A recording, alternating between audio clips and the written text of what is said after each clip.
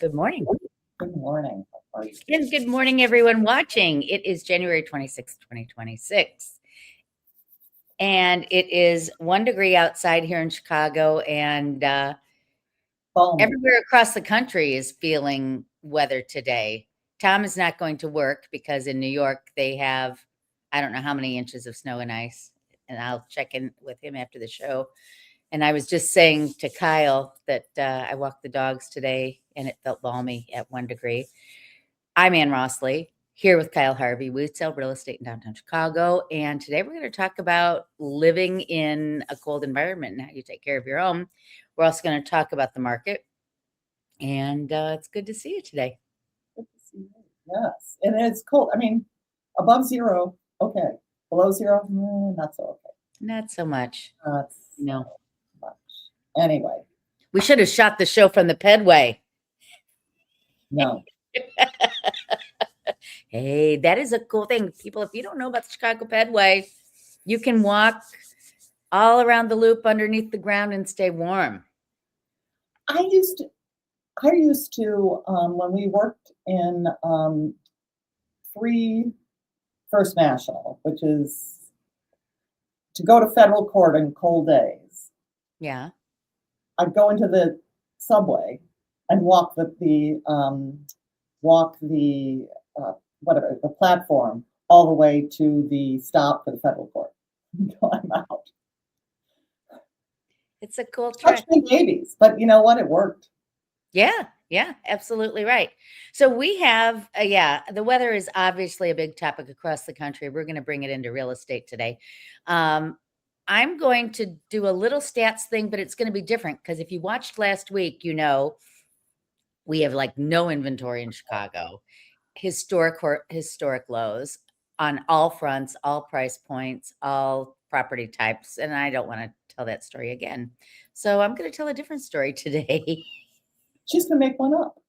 Yeah, right. Exactly. Wait, let me get rid of our cup here. There we go. All right. What does it cost to buy a 2-bedroom condo? Excellent. All right. Oh, wait, go back. Let's enjoy the photos. This is not winter. These are all the price points in this cute picture. Sure. Yeah. Very price points. Okay. So this is, if you've watched before, sometimes we do this neighborhood pricing study. In this case, I took it all the way down just to 2 bedrooms. Okay. And the percent that you see is the percent year over year. If you look at a 5-year trend, they're up, similar to single family homes, like 20%, 30%, whatever, over 5 years. But this is just in 1 year. Now, let's start at the top right with Lincoln Park. Oh, good Lord. You and I have known that Lincoln Park has been a feeding frenzy over the last 12 months, right? Something comes on, it goes off. Comes on, goes off. Multiple offers. Crazy town. So the median sales price for a 2-bedroom now is $587,500, and that's up almost 15% versus last year. And then the other number I threw in there was price per square foot, because, some neighborhoods may have smaller square footage, right? Or whatever. So I just kind of wanted to look at that. Oh, I love a good warm tea. And Lincoln Park has a lot of tiny ones. So that's a really high price per square foot, $453. Yeah. Well, yeah. So the near north, which is Gold Coast, River North, Streeterville, $445. Now, here's the thing, it has a lot more smaller units. And by looking at 2 bedrooms here, we're teasing that out. Yeah. Meaning that if you looked at the median sales price in the River North, it would be more like $420. Right. That's because there are so many studios and ones in the near north neighborhood. Yes. Okay, I'm making sense. But so, and the other thing is, at first blush, it appears that in general, near north hasn't seen a big price increase. But when you look at these 2 bedrooms, 6% in 12 months, that's a good price increase. But we'll all take it. Florida would take it. Yeah. Yeah. So the average price per square foot is $406. Now, I would say that's because we have more of an aging housing stock. Wouldn't you say that? We have Sandberg. We have a lot of sort of mid-century, absolutely, throughout here. There are also some conversions from factories, turned them into condos, and those are okay. But it's a lot, that's Streeterville, some of the smaller mid-century buildings in Street. It's reflective of what you can do. Right. Loop 403 with an average price. Now, see, the average price per square foot is not so far off of the near north. Look at that at 402. So the price per square foot is pretty similar, but the cost of a condo is less. So we have two. Well, first of all, there aren't many. Are there? Well, yeah, I guess there are in the Loop. They're getting more. Well, so here's the thing. You've got your bread and butter 2 bedrooms over in Lakeshore East, right? Yes. And those are aging. Some of those are aging. Yeah, like at the Lancaster. The negative 1.5 is not a mistake. I put that in there because it was the only neighborhood of all of these where the price per square foot dropped on a 2-bedroom. Wait. But the price, we have 1.5 above it and 1.5 below it. Tell me, explain that. So 1.5 above means that the 403 price point is 1.5% higher than it was a year ago. But yet the price per square foot dropped. Yes. Math, people, math. I know. Well, and I think we're selling more of the regular priced and not the St. Regis 2 bedrooms. Yes. I think that could be impacting it. So does the St. Regis have 2 bedrooms? I guess yeah. Oh, okay. And they have ones too. All right, 400,000 for the near south side, which is like South Loop and a little farther down. At $345 a square foot. Now head over to near west side, and near west side is kind of a weird area. It includes West Loop, like that area north of 290, and it includes Tri-Taylor. 419.5 up 2.9%, but look at the average price per square foot of $358. Now, if you really want to dissect the numbers, what you have south of 290 is going to be very different than north of 290. Because there's some bigger places in there, so. Yeah. The other thing that I found really interesting is look at Westtown. Yeah. 500,000, and that has for a long time been a big appreciating area. Get Bucktown, Wicker Park, Ukrainian Village, right? And it's settled down in terms of price appreciation, and its price per square foot is $379. Again, and they're bigger 2 bedrooms over there. Yeah. And then Logan, which was hot. Everybody was like, we got to buy in Logan, is up 4%, and it's at 440. So, I mean, yeah. It's good. Listen, all in the green Yeah, and I think it's up now to 440 because most of the 2 bedrooms are new construction 2 bedrooms. Yeah. There's just a lot of new construction going on over there. All right, so let's go over here to the more northern lakefront communities. Yeah. Excuse me. Wow. All right, North Center is still hot. Mm-hmm. 480, but so look at this. 485, almost the same as if you buy in Lakeview, but they're very different. Lakeview gives you Southport corridor and, along the lakefront for a 2 bedroom. So it's 486.5 and it's $353 a square foot. Yeah. North Center's $382 a square foot and $485. And that's like Roscoe Village, some of these newer construction boutique buildings. Lincoln Square has really come up too, up at 350. And then, Edgewater at 336.5. That's actually really high when you consider all those Sheridan Road condos. No, though I've been following some of the better buildings in the Sheridan Road condos, which are still quite a good deal, and they're rising in price. Yeah. And Uptown, which for a long time never budged, is doing well, and they have big condos, big Yeah. condos in there. So it's a really Right. big deal. Yeah. So Hmm. anyway, I Yeah. thought that was worth a look, and I'm going to tie it into like a 2-bedroom I'm going to show you later on in the show. But sometimes people just say, what does it cost to get a 2-bedroom? So now you know, folks. Yeah. All right. So I'm going to remove this and I'm going to bring up is it the first one? So Kyle dug deep into winter People, readiness. I look, love that photo. That's look beautiful. how pretty I made that deck. Now, Okay, can I say something? yeah. Let's tell the folks what we talked No, about. no, no, no, no, no. I want them to think that I did this myself. Well, no, you did this beautiful slide presentation. I did. I, like a dum-dum, spent 45 minutes trying to come up with a pretty, like, thing for us. Did you see it this morning? No, It's no. horrendous. Oh, it's horrendous. What I did was I took you and me, did a Uh-huh, background remover, and then I put this picture I took from 1550 Lakeshore Drive in the background, which is winter. uh-huh. Your winter shot looks Yeah. beautiful. Mine looks horrendous. No. It is so ugly. I am so sorry. When you look at it, you'll go, I cannot believe she put that up there. So, Okay. Well, I look forward to seeing it, people, because I have not seen it yet. Okay, so winter readiness. So these are for houses. And isn't that pretty? Doesn't that look it's beautiful? gorgeous. Yes. And that's what it That's looks how like it looks outside. everywhere in Chicago, folks. Yeah, sorry. So the checklist.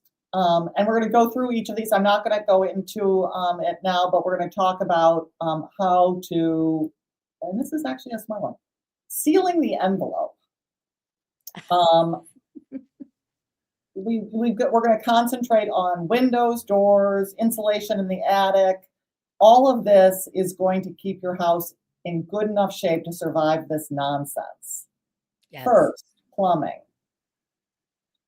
Disconnect. You should have done this a long time ago, and most of you have, but you've got to turn off garden hoses, turn off the indoor shutoff valve for outdoor spigots, and drain the lines. Now, a friend of mine, did you know, Anne, that the city of Chicago, in its wisdom, required new construction to put water lines up on the roof for firemen? Put a water line up on the roof. I know. What? And theirs froze, destroyed the whole house, caused a leak that destroyed the entire house. So you've got to be vigilant. Yeah. Sure, exposed pipes and unheated areas like a crawl space, basement, garage are wrapped with foam sleeves. And in extreme freezes, keep a slow drip going. I thought it was to keep ice from forming, and it's not. It's to let go of the pressure.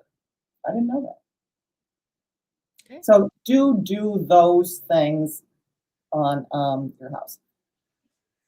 Swap the air filters on your furnace. You and I talk about it spring and fall having somebody come in to service your furnace and service your AC machines, because it makes sense.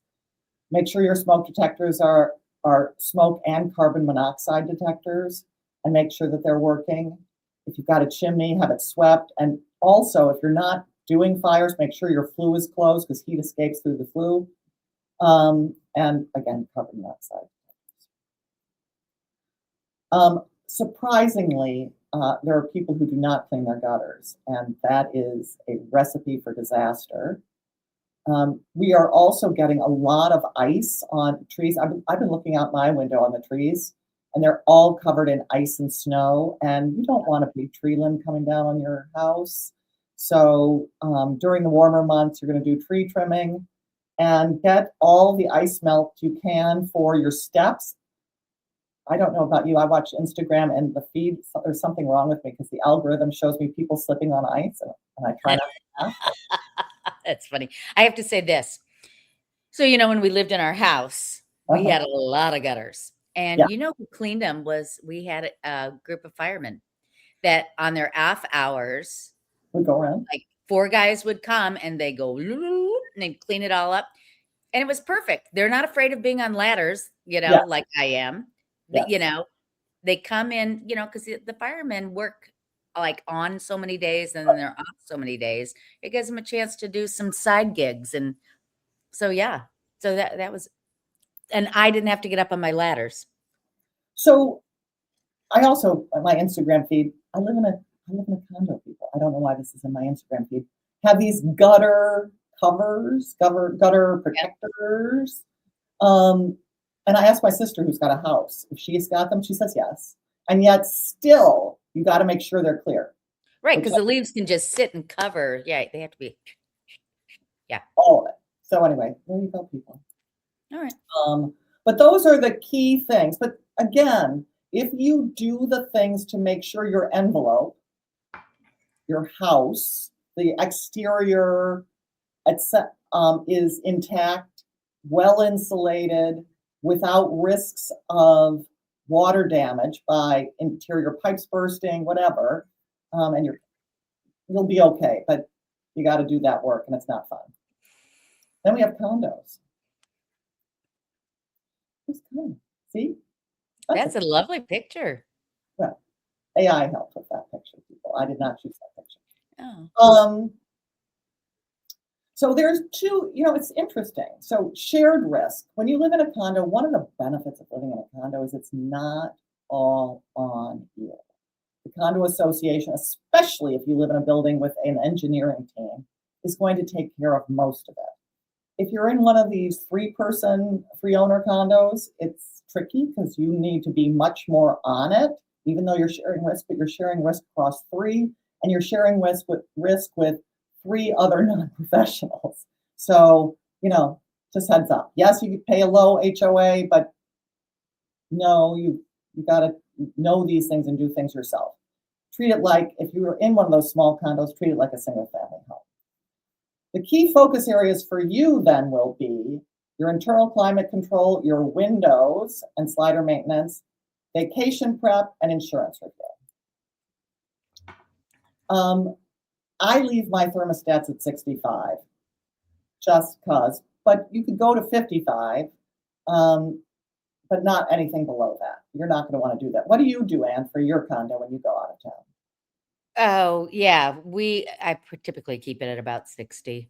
Okay. But we get notices, and I see notices in properties that I list where the building always says keep it at least at 55. Okay, So, good. which is pretty easy to do in most units because of the ambient heat coming, If you're in a condo, you've got that negative pressure where they heat the hallways and the air comes in under your door. So, and then goes out through the shared. Yeah, ventilation. So I thought this was interesting. Ensure furniture or heavy drapes aren't blocking heaters.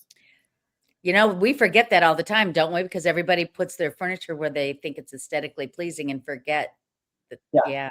So pay attention to where the vents are, and especially if and they almost always are against exterior walls.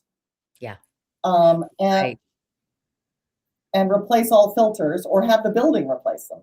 Right. Most buildings will do that. And you don't want any blower motors to burn out. That would make it really cold. So, and I've got a new condo coming at 1500 Sheridan, where I don't know yet, because I'm not touching it, the slider condition right now. And I don't want to touch it when it's 5 degrees, 1 degree. But you got to pay attention to your sliders, especially in this cold. And you don't want to, if you do not need to open a slider during an extreme cold, do not do it, because you do not want that thing to come off its block. Oh, good Lord. Yeah. Notice whether there are leaks around your windows, and do things you can get in the short run. You can either get those, like they have for doors, a pillow, like a bean pillow that you can put up against there to block the cold coming in. Have you ever done the film on the windows, the extra film? I have not. A double pane window? I've seen I have clients who have, and it is helpful. And it is helpful in extreme if you've got a leak problem, whatever, but just do all of those things and make sure before the cold comes to close your windows entirely so they lock, so that whatever you have is as sealed as possible. Right. Good. Yeah, it's draft stoppers. That's what those beanbag things are called. Well, the other thing that I have a listing in a building where they send a note to the owners saying, don't let your shades come all the way to the sill, because if you don't have the airflow, you're going to get condensation freezing on the bottom of that window. And then in Over this time. building, it's wooden sills. So then that wood gets wet I and didn't realize that. Mhm. So how much space do they ask you to keep? An inch or 2 inches? They didn't say, they just said, Okay. don't take it to the bottom. So I think, Yeah, oh, good to know. So just yes, do all those good things. So this I thought was interesting. Perimeter cabinets. If you've got cabinets in the kitchen or bath that are by an outside facing wall, keep the cabinet Yeah. doors open to protect the pipes. And that's true in a single family home as well. But yes. Yes. I went into a club's a little bathroom in a club recently, and they keep the cabinet doors shut, and it was freezing in there. And I went out after I finished. I went out and opened all the doors because it's too cold. It's like being in an outhouse, and Yeah. two, gotta protect those pipes. Yeah, Yeah. absolutely. So you should all know in each of the bathrooms and in the kitchen where the main shutoff is.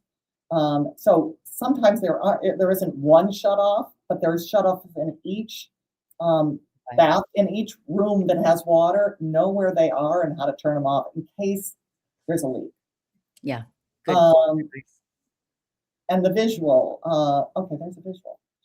There was a visual showing this, and I somehow forgot to put that in. Okay, stop the water.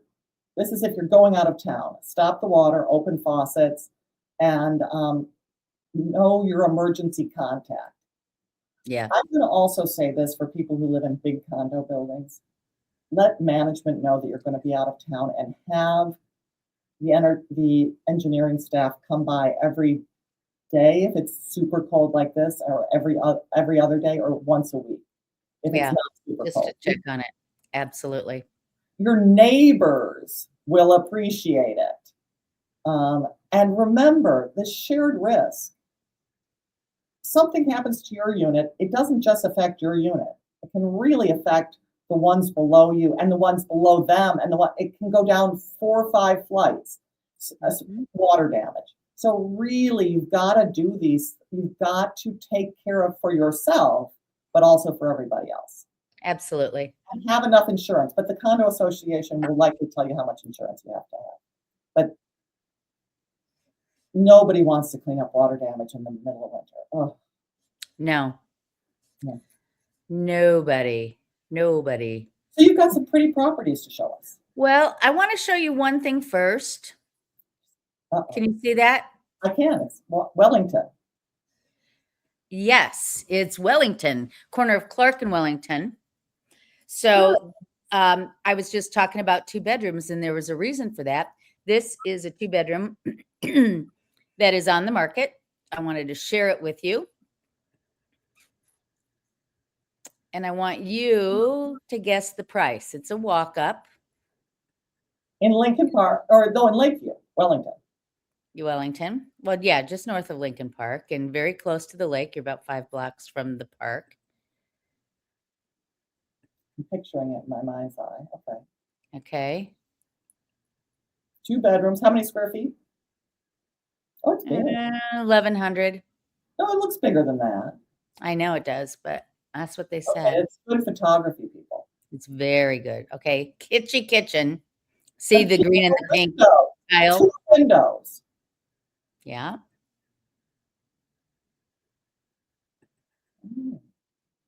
Cute, right? Yeah. So I'm going to ask you first, Mm-hmm. what price you think it is. Mm-hmm. Exterior parking here. 1 or 2 spots? 1. course it is. 2 bedrooms, 1 bath or 2 baths? 1 bath. Just the one that you saw. 425. That is a really good guess. They put it on for 375. Wow.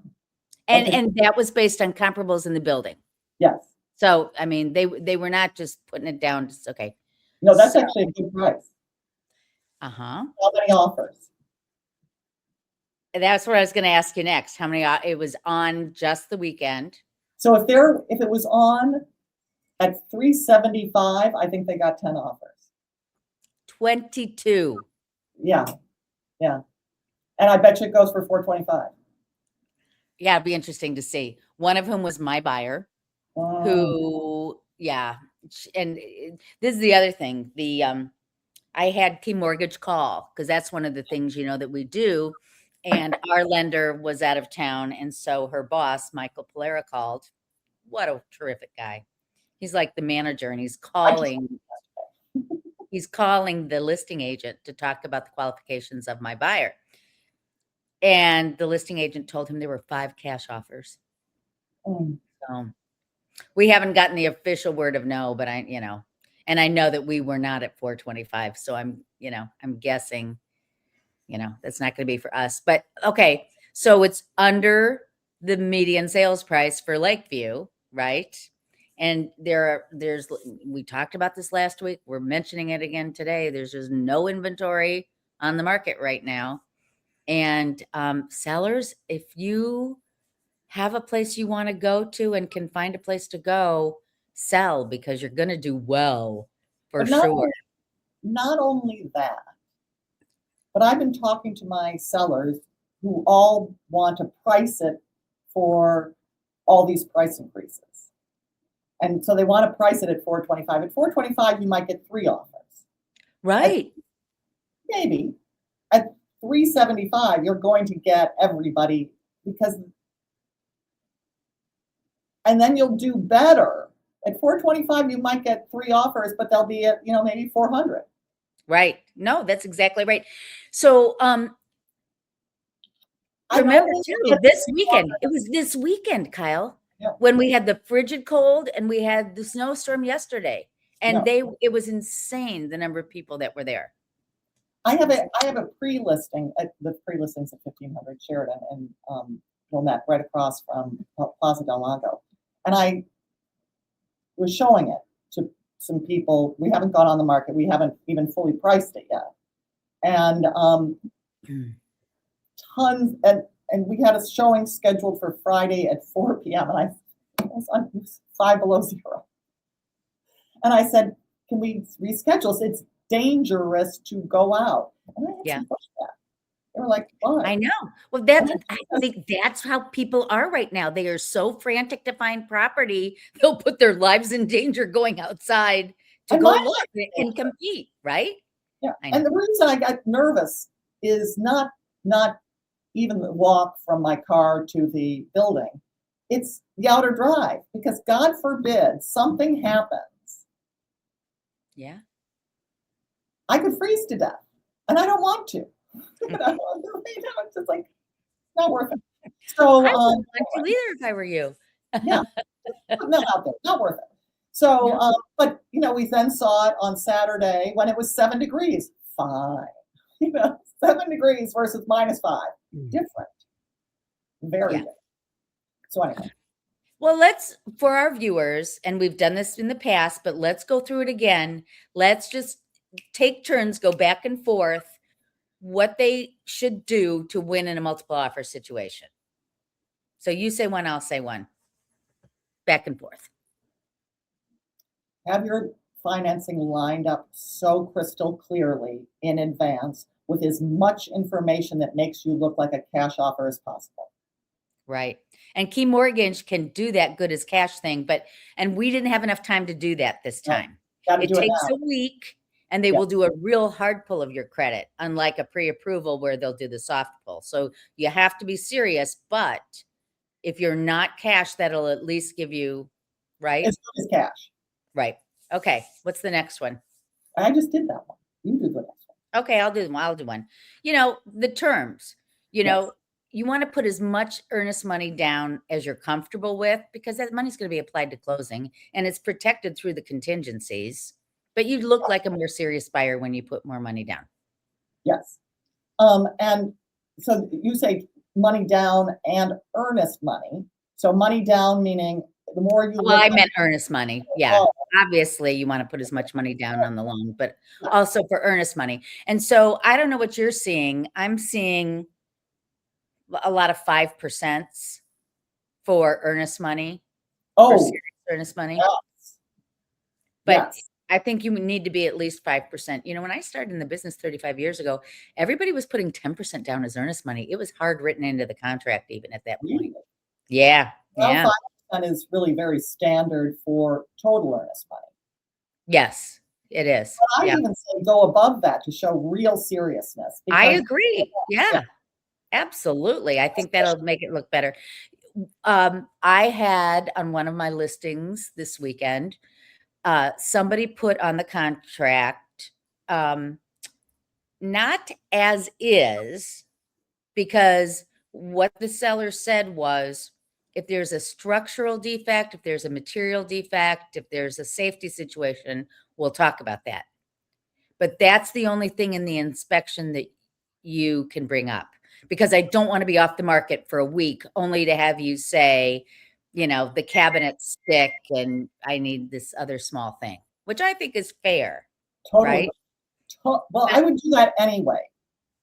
Get people to understand that this is not a place to, and not a market in which you're going to be, well, yeah, whatever, just if you like it, Exactly. let's go. Yeah. Be Well, and professional. I think that that's too much the case when you're in one of these markets where people will come in and come overprice, thinking that they're going to use the appraisal as an excuse to get out of it, Mhm. or they're going to like sit on it. As long as they control it, they have several days to decide if they have buyer's remorse or not. And that's just not a thing to do, people, Yeah. right? You got to be serious when you come in. So that's the other thing. Some people are waiving inspections. Some people are doing appraisal gaps where you say, even if it doesn't appraise out, I'll still take it. Of course, you need to be a cash offer or have enough money down in order to do that.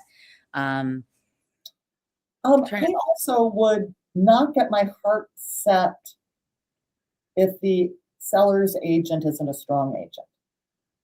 They haven't been doing this a while because um, things will go awry. And I don't want my people's hearts set on properties that we're not going what to are have you control saying? over. If they don't have the ability to marshal their clients and bring a transaction to a close, I don't want to be in a multiple offer situation in that. People can flip around and do all sorts of weird things that are You're saying just if the listing agent is not an a experienced. Yeah. list. Okay. Okay. Yeah. I will tell my clients not to get their heart set. Yeah. And say, we can try for it. We can do all the things, but I do not want you to get worked up because, the agent who doesn't call back, the agent who doesn't communicate, the agent who's, had challenges before. I worry that it will be an unhappy situation, even if you're the one who wins. A Absolutely. multiple offer situation. It can be. I'll tell you what, folks, if you want to buy in this environment, get yourself an agent Yeah, that knows what they're doing. you can't do it You alone. know, No. you'll Not do in Oakland Park, not in any of these neighborhoods where the prices are increasing, the competition from buyers is increasing. Hopefully, we're going to get a lot more properties on the market, but we can't guarantee it. No, right. We're getting close to Super Bowl Sunday, which is usually the kickoff. I know, but it's insane right now, right? Yeah, And I I'm think seeing some, but not enough. well, oh, you're saying listings. We need more listings because these buyers, they're out there already. Buyers They're are here. Yeah. And even in this kind of weather, even in this kind of temperature, they're still out there. So, oh boy. Yeah. And okay. Yeah. So especially, yeah, you sellers, if you're thinking about selling, give us a call. We can help you. Yes. Oh dear. Anyway, that's what I've got this week. Good things. Thank you. You That's what I have. Well, see you next week or the week after. Depends on the cold. Depends on what we're doing. As we do this from our homes. Okay. And everybody, please forgive me for my thumbnail for our video this week. I'll do better next Uh-oh. week, I promise. What's the thumbnail? Yeah, the thing that says Monday morning coffee with Kyle and Ann. Yeah. Oh, but I didn't see it. What's it say? It Oh, it says, yeah, it's ugly. oh. Okay. All Yeah. right. See you later, everybody. Thanks for watching.